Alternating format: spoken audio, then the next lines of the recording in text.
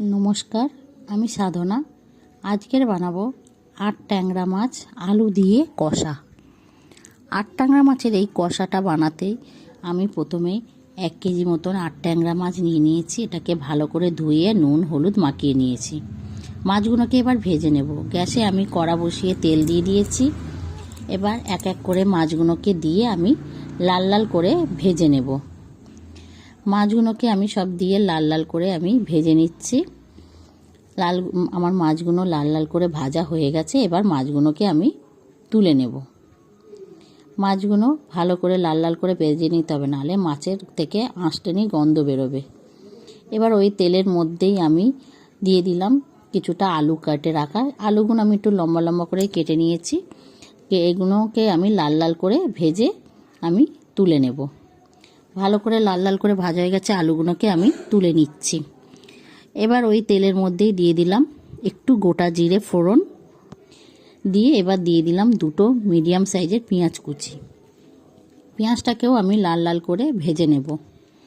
পেঁয়াজটা আমার লাল লাল করে ভাজা হয়ে গেছে।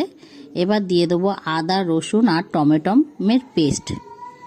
আদা রসুন টমেটোমের পেস্টটা দিয়েও ভালো করে আমি কষিয়ে নেব।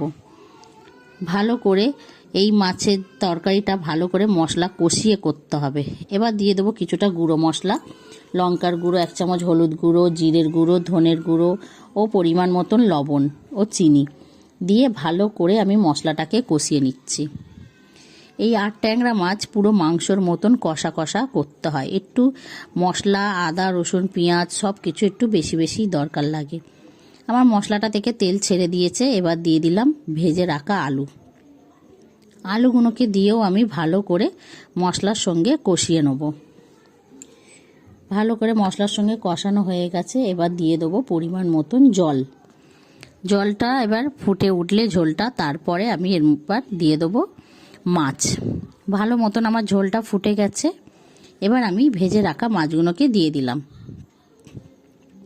মাছগুলোকে দিয়ে ভালো করে ফুটিয়ে নিয়ে দিয়ে দেবো একটু গরম মশলার গুঁড়ো আর দিয়ে দেবো কিছুটা কেটে ধুয়ে রাখা ধনেপাতা দিয়ে ভালো করে ফুটিয়ে নিয়েছি।